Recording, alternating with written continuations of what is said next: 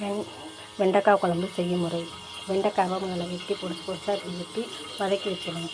வதக்கி வச்சுட்டு அப்புறம் தக்காளி வெங்காயத்தை போட்டு வதக்கி மிக்சியில் போட்டு அடித்து வச்சுக்கணும். இப்படி அடித்து கொஞ்சம் குழம்பு வச்சோம்னா குழம்பு கட்டியாக நல்லாயிருக்கும். அதுக்காக அப்படி வைக்கிறோம்.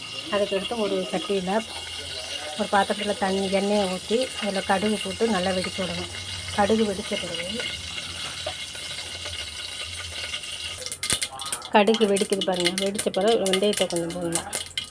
வெந்தயத்தை போட்டு வெந்தயம் அது கொஞ்சம் நல்லா வெடித்து கொஞ்சம் அதோடு சேர்ந்து வந்த பிறகு கருவேப்பிலையை போட்டு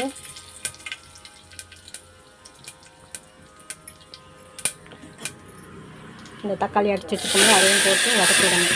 நல்லா எண்ணெய் பிரி வரக்கண்டியும் வதக்கி விடணும்.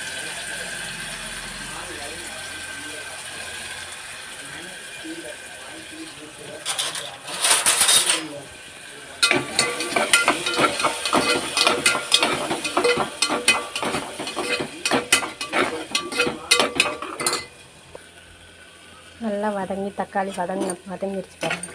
வதங்கின பிறகு வதக்கிட்டு அதுக்கு மேலே நாங்கள் எங்கள் மிளகாத்தூள் கொஞ்சம் காரமாக இருக்குங்கிறதுனால மல்லித்தூளும் சேர்ந்துட்டேன். மல்லித்தூள் கொஞ்சம் வீட்டில் அடித்த குழம்பு மிளகாத்தூள்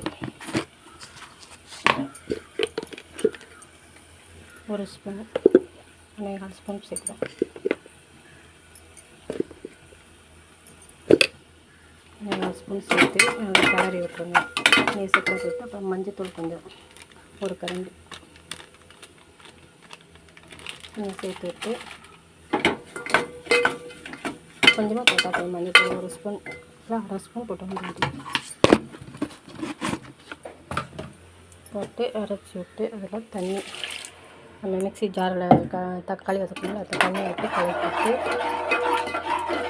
அப்படியே கொஞ்சம் மசாலா வாசம் போட்டு அப்படியே கொஞ்சம் கொதிக்க விடணும்.